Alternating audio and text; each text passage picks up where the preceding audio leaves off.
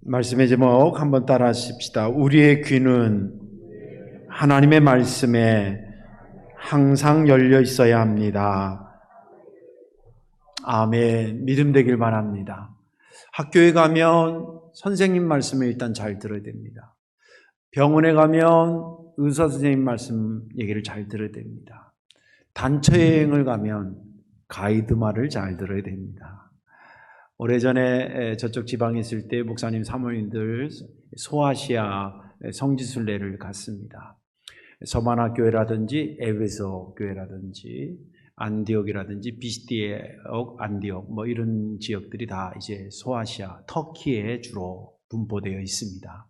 자연적으로 이제 터키 이스탄불 수도의 구경까지도 이렇게 소피아 성전이라든지 이런 게 이제 보게 되는데 그 막간에 그 지역의 풍물 같은 것도 이제 보게 되게 되죠. 근데 그 이스탄불에 가면 아주 세계적으로 유명한 재래시장이 있어요. 그걸 바자르라 그럽니다. 그 바자르가 여러 개인데 제가 갔던 데는 그랜드 바자르라고 아주 큰 대형 재래시장이에요. 근데 물건이 뭐 한두 개가 아니에요. 골동품부터 시작해서 조그마한 칼 같은 거, 실크, 스카프, 뭐 가죽옷, 뭐 아무튼 뭐 백화점도 그렇게 아마 물건이 많지 않을 겁니다. 거기가 또 실크로드의 그 후손들이잖아요. 그 상술도 얼마나 뛰어난지 몰라요. 근데 이제 거기에 가이드가 데리고 갔습니다.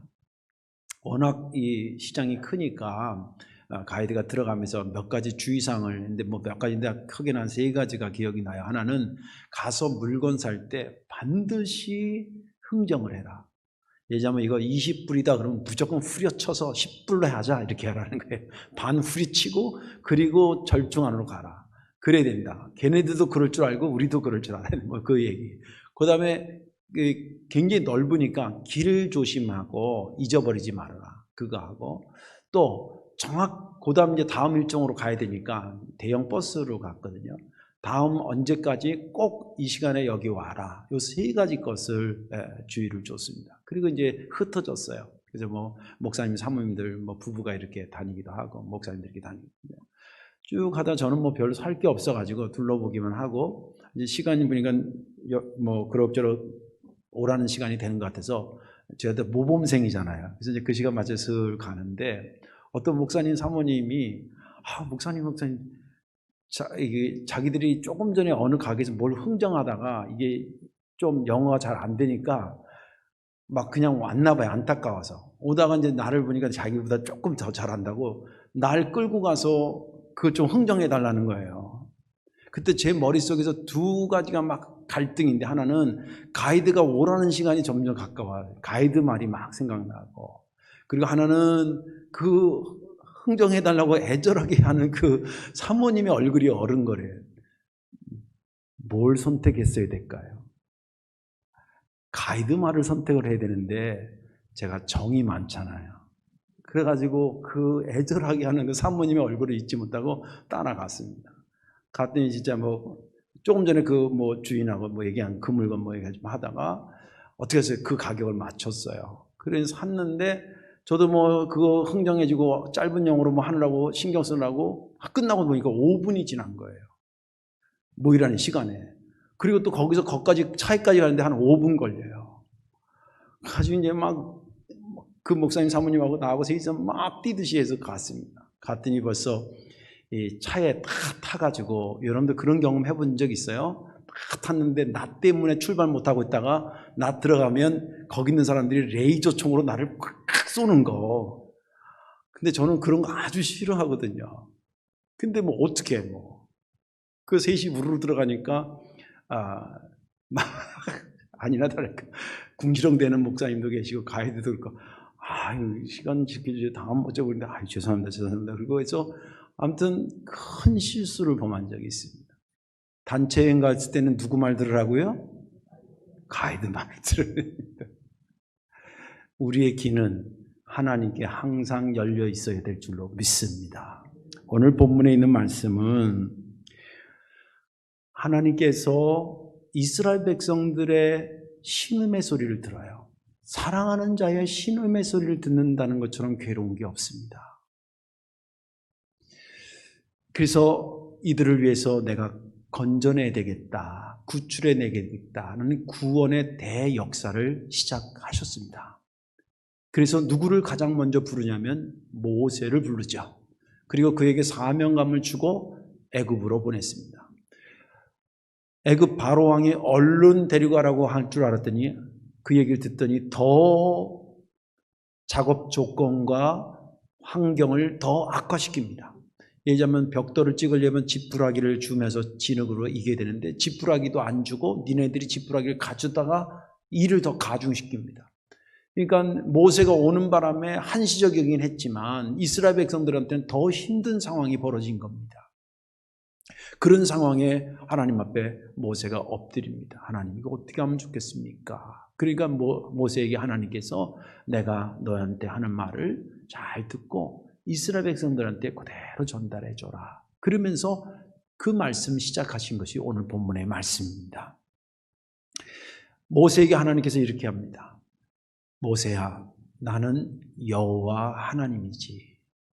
내가 너희 조상 아브라함과 이삭과 야곱에게 전능자로 나타나서 역사는 한 적이 있지만 그러나 내 이름 여호와라는 이름은 가르쳐 준 적이 없어. 근데 내가 너희들에게 처음 가르쳐 주는 거야. 나는 그들에게 약속을 한 게 있단다.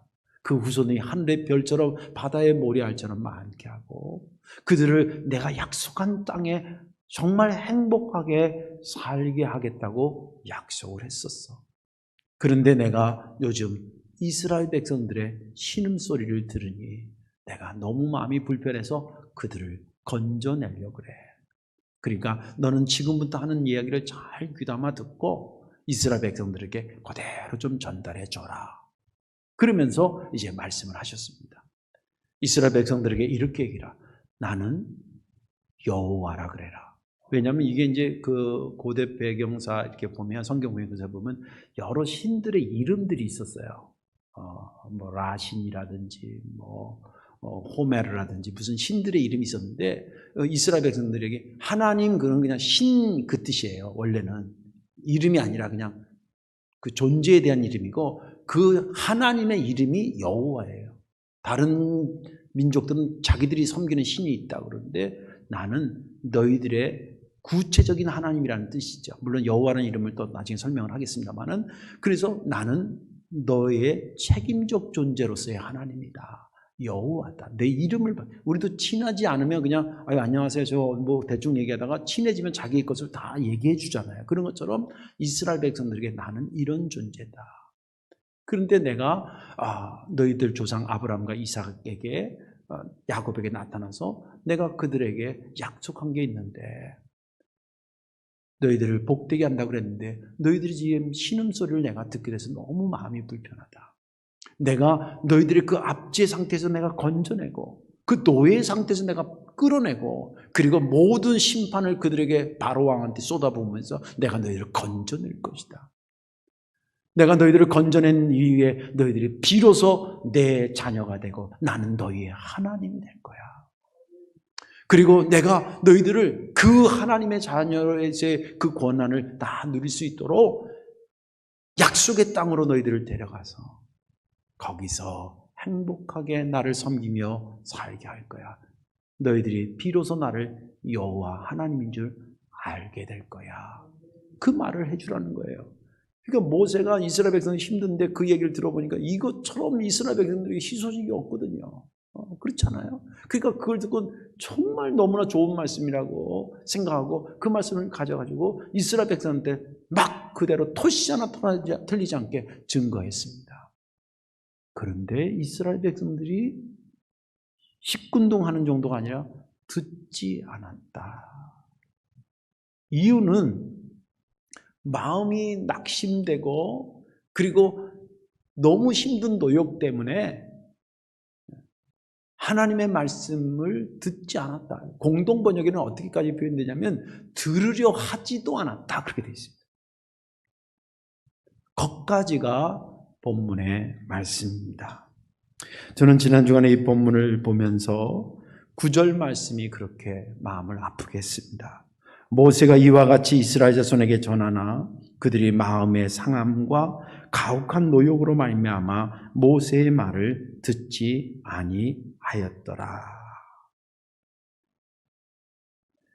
즉 힘들어서 하나님 말씀이고 뭐고 듣기 싫다 이거예요. 한편은 이해가 됐습니다.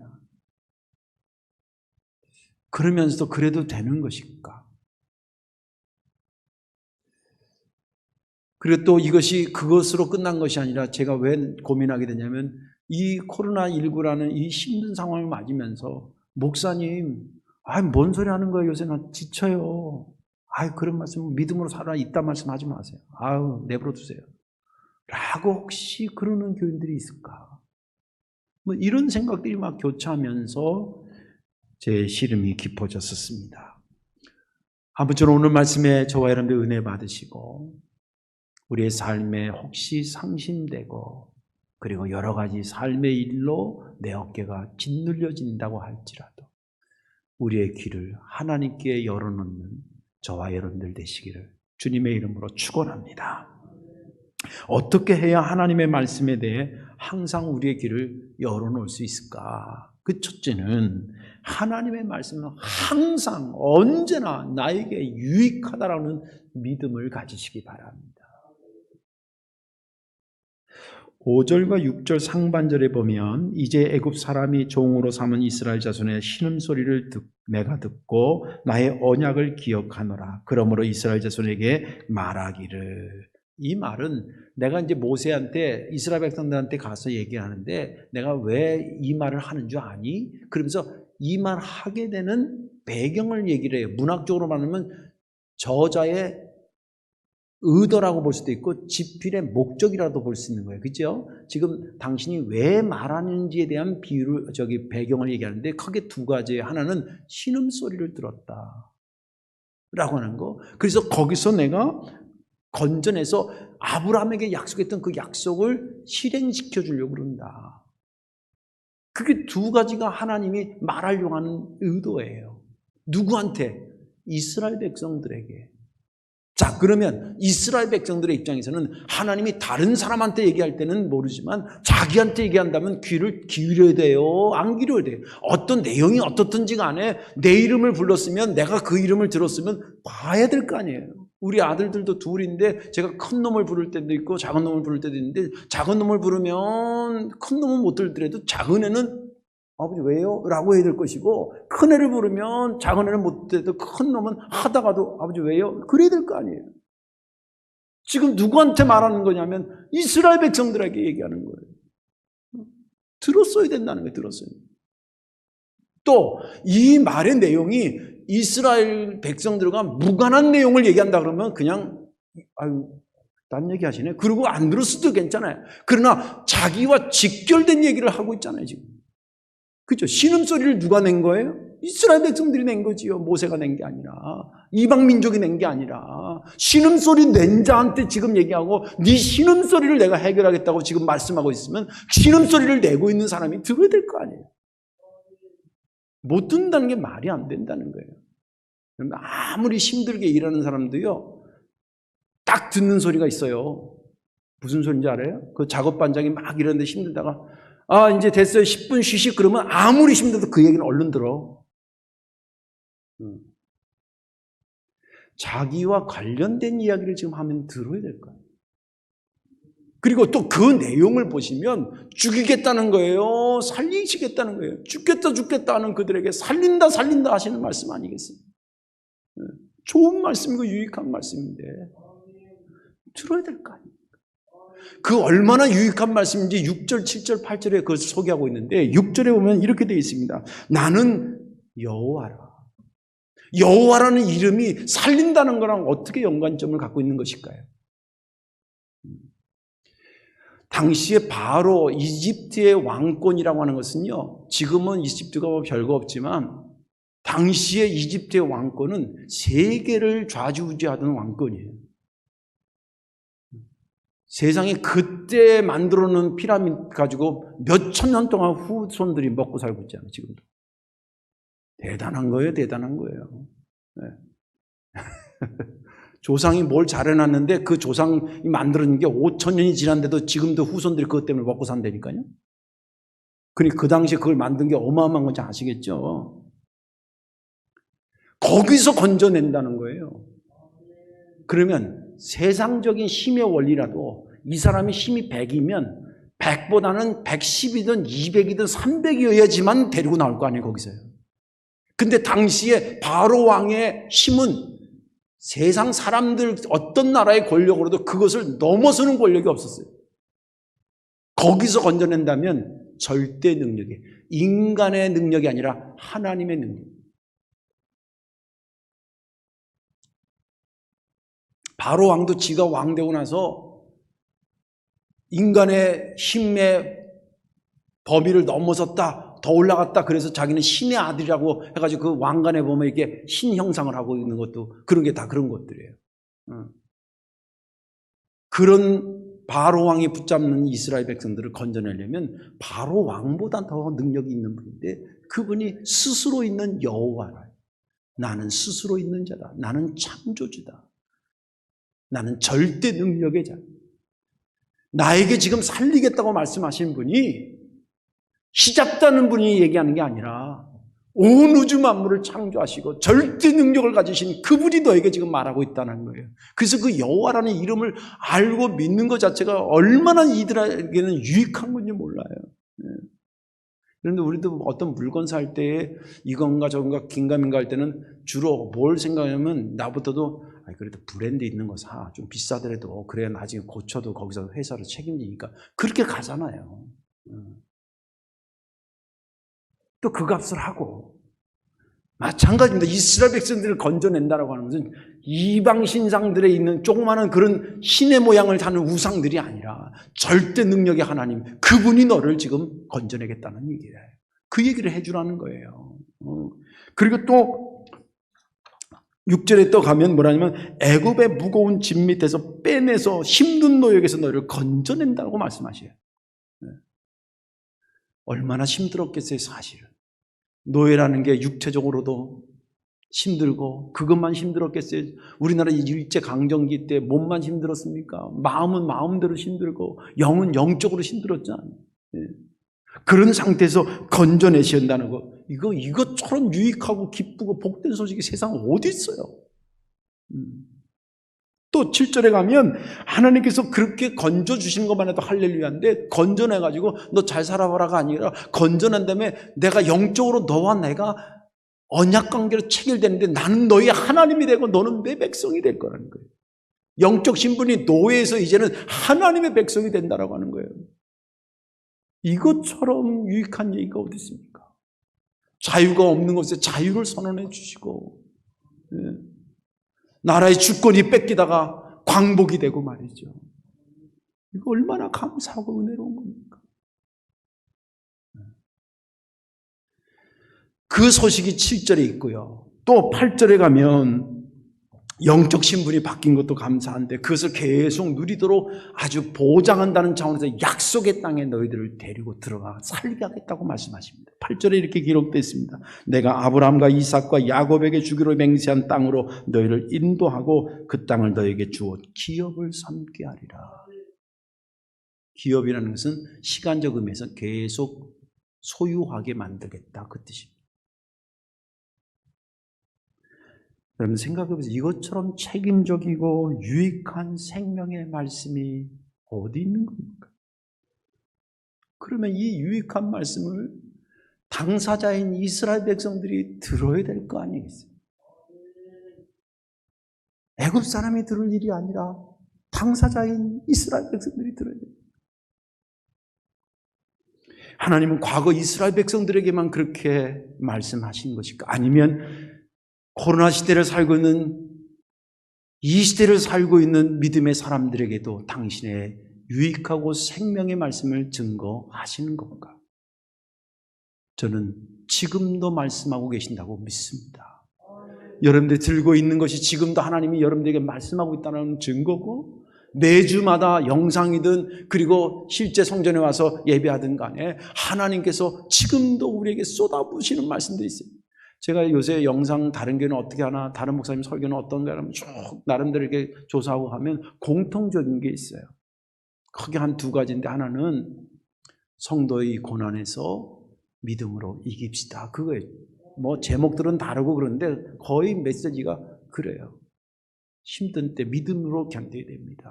또 한 가지는 과거에 우리가 느끼지 못했던 거 이렇게 되면서 그때가 얼마나 고마웠는지를 회개하고 하나님께 정말 바르게 쓰려고 애씁시다. 뭐 이런 유형이에요. 네. 각 교회에 우리나라에 6만 개 이상의 교회가 있다는데 그 교회를 통해서 목회자들을 통해서 하나님께서 지금도 생명의 말씀, 살리는 말씀을 쏟아붓고 계시잖아요. 또 여러분들 실제 말씀을 가지고 살면서 깨닫는 것들 있잖아요. 주님이 말씀하시는 거예요. 이 일을 통해서도 깨닫고 저 일을 통해서도 깨닫고 계속 살리신다는 말씀을 주시는 거예요. 이런 목적으로 주님께서 우리에게 주시는데 우리에게 유익하라고 주시는 건데 우리가 1.1핵도 놓치지 말고 들어야 될 거 아닙니까? 못 들어서 못 듣는 건 어쩔 수 없지만 들었는데 안 들으려고 해서 안 들은 건 안 되지 않습니까? 그런 것입니다. 성경은 디모데후서에 이렇게 얘기하잖아요. 모든 성경은 하나님의 감동으로 됐대잖아요. 그리고 교훈과 책망과 의로 교육하기에 유익한 말씀이라고 말씀하고 있잖아요. 성경 많이 듣고 하나님 말씀 많이 들어서 실패한 사람은 없어요. 안 들어서 실패하는 거예요. 그래서 하나님 말씀 내게 누가 전하든지 성경에 있는 말씀이면 내게 유익하게 하시는 거다라는 믿음을 가지고 있으면 귀를 항상 열어놓게 될 줄로 믿습니다. 마지막 하나는 뭐냐면 어떻게 해야 하나님의 말씀에 대해 내가 항상 열려있냐면 내 귀를 막는 악한 것들을 제거하셔야 됩니다. 하나님 말씀을 막는 악한 것들이 있어요. 이거 제거하셔야 됩니다.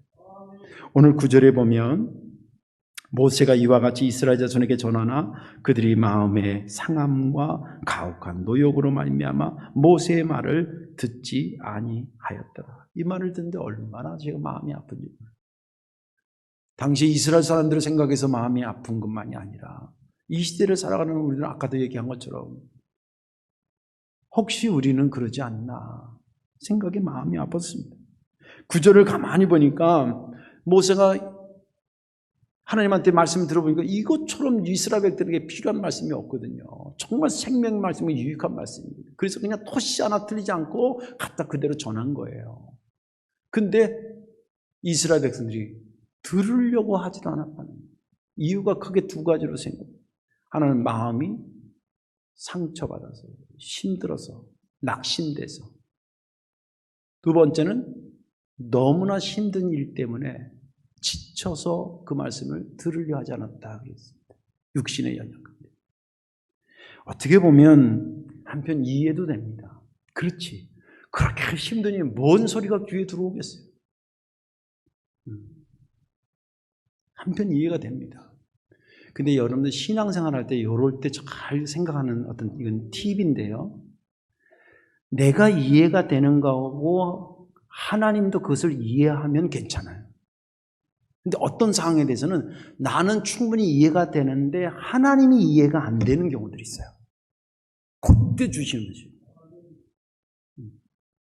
우리도 몸으로 지쳐봤잖아요. 그러니까 몸이 지치고 마음이 지치는데 무슨 소린들 들리겠어? 이해가 돼요. 그럼 하나님, 예를 들자면 하나님, 모세가 아유 제가 가서 얘기했는데 안 듣는데요. 그러면 10절에 이렇게 나왔어야 돼요. 그게 아니면 10절이나 11절에 하나님이 야 그러면 얘기하지 마라. 뭐 저렇게 안 듣는데 뭐 어떻게 하겠냐. 라고 그랬으면 하나님도 그들이 안 듣는 거 내가 이해한다. 이렇게 이해할 수 있어요. 그죠? 그런데 그렇게 안 듣는 거 나서 10절에서부터 13절의 내용을 보면 하나님의 입장이 뭐냐면 그래도 들게 라는 거예요. 이거 환장하겠어요. 목사가 뭐가 어려운 거예요? 여러분들처럼 일을 뭐 손에 무슨 이게 하도록 무슨 구둣살배기도록 일해서 제가 힘든 겁니까? 목사의 어려움은 그런 게 아니에요. 제가 교인들 눈치를 본다는 표현은 좀 그렇지만 교인들의 눈치를 보고 또 저는 누구의 눈치도 봐야 되냐면 하나님의 눈치도 봐야 돼요. 한번 이렇게 하자 그러는데 교인들이 100% 팍 따라오면 되는데 반은 따라오고 반은 안 따라와. 하나님 이거 어떻게 하죠? 그랬더니 하나님이 강단에서 기도하는데 또 얘기해라 그러면 저는 참 내 체질상 누가 힘들어하는 걸 자꾸 시키는 걸 싫어해요. 진짜예요. 차라리 내가 하고 말지. 근데 하나님이 그렇게 이해해 주면 좋겠는데 하나님이 아니야. 또 가서 얘기해. 이런 부분들이 있어요. 근데 그렇게 하려면 막 목이 안으로 감겨 들어가, 진짜 어쩔 때는. 전들 뭐 여러분들에게 좋은 얘기만 하고 막 행복한 얘기만 하고 이러면 얼마나 좋겠어요. 성경에 뭐 그런 부분만 발췌해서도 평생 목회하고도 남아요. 근데 안 그렇거든요. 그리고 모세가 하나님한테 갔더니 하나님 뭐라 그러냐면 가서 또 얘기하라는 거예요. 13절 보세요. 여호와께서 오늘 읽지 않았으면 13절에 보면 여호와께서 모세와 아론에게 말씀하사 그들로 이스라엘 자손과 애굽 왕 바로에게 명령을 전하고 이스라엘 자손을 애굽 땅에서 인도하여 내게 하시리라. 또 가서 얘기하라는 거예요. 나는 그러는 여호와라. 그러면서 건져내겠다.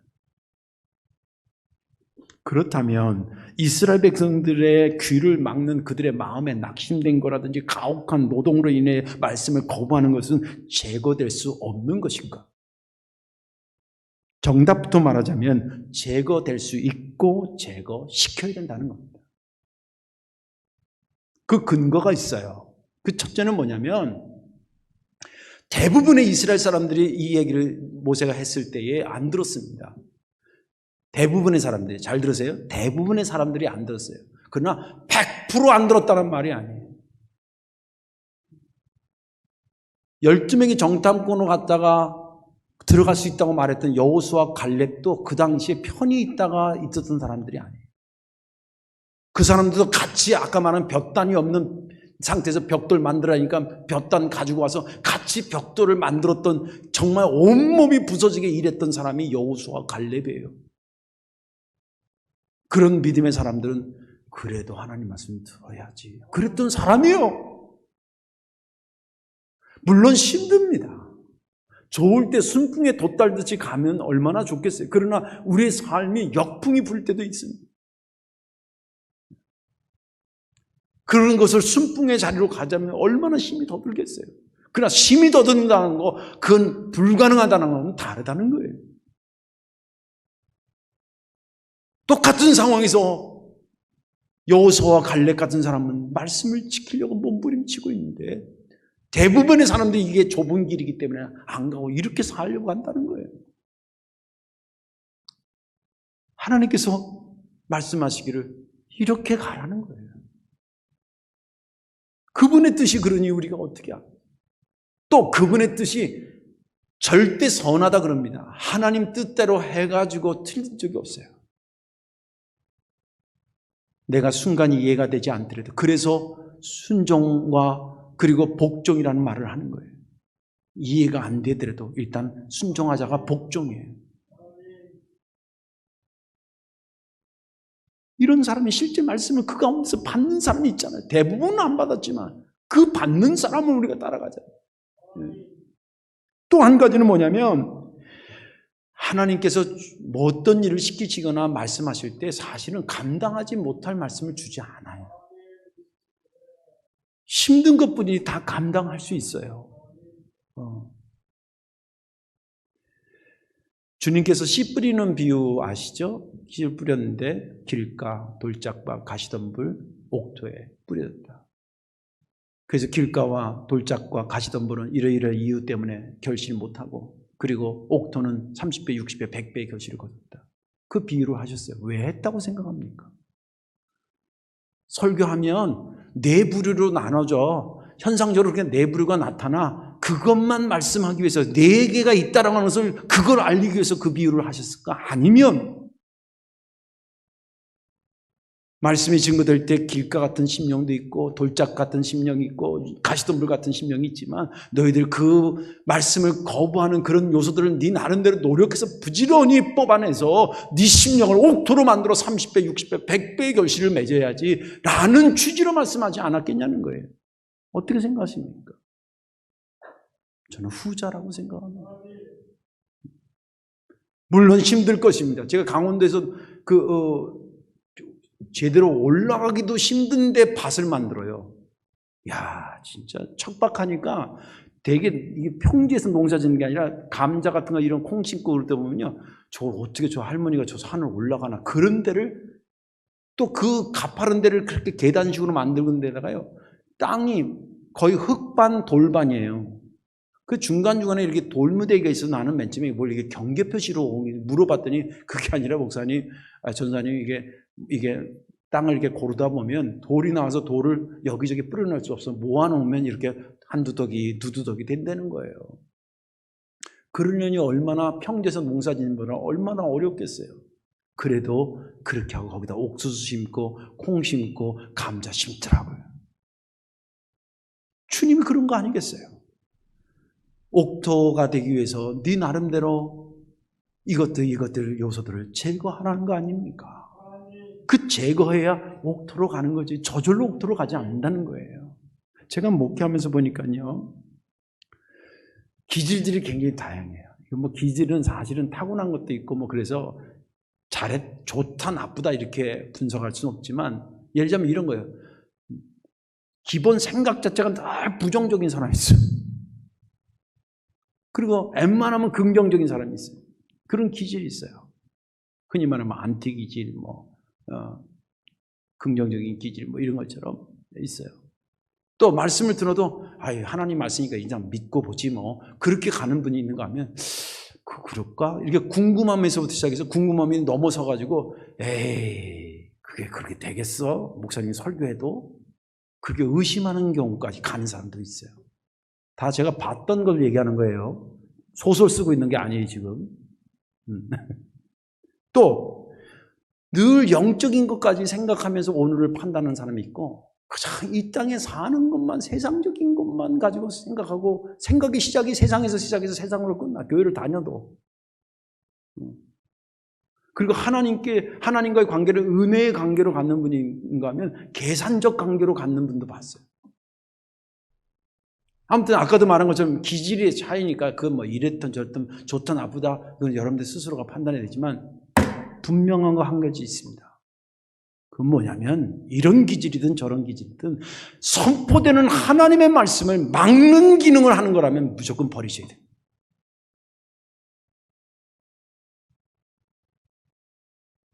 그것은 여러분들 스스로가 더 잘할 것입니다.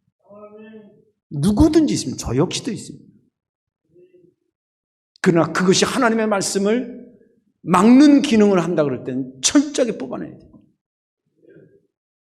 그때의 말씀이 들어가기 시작합니다. 이제 말씀을 정리합니다. 설교를 준비하면서 제가 이제 그 단어 중에 귀에 대한 얘기를 했으니까 귀를 생각하다 갑자기 눈도 생각나고 코도 생각나고 입도 생각나고 이렇게 생각이 되더라고요. 그러고 생각하니까 재미있는 게 있어요. 어떤 재미있는 걸 발견했냐면 여는 것과 닫는 것을 두 가지 기능을 할 수 있는 게 있고요. 한 가지 기능만 갖고 만들어 놓은 게 있어요. 하나님께서. 두 가지 기능, 다시 말해 열고 닫고를 두 가지를 하는 게 눈과 입이에요. 눈과 기능, 입은 여는 기능도 있고 닫는 기능도 있어요. 그래서 입은 열 때와 닫을 때를 잘 조절하셔야 돼요. 이걸 잘못하게 되면. 근데 항상 열어놓도록 한 기능이 있어요. 그게 뭐냐면 눈과 코예요. 물론 의학적인 이유가 있을 겁니다. 숨을 멎으면 안 되니까. 또 귀도 나름대로 의학적인 이유가 있겠죠. 근데 문득 생각에 그렇구나. 설교 제목이 그래서 그런지 하나님께서 귀는 막는 기능을 두지 않고 내 음성을 듣고 살아라. 그래서 그런 거 아니겠나. 그런 생각을 해봤습니다. 이게 맞는 판단인지 모르는 판단인지 모르지만 그런 걸 생각하면서 여러분들 귀를 생각할 때마다 항상 열려있다는데 나는 어디에 열려있어야 될까?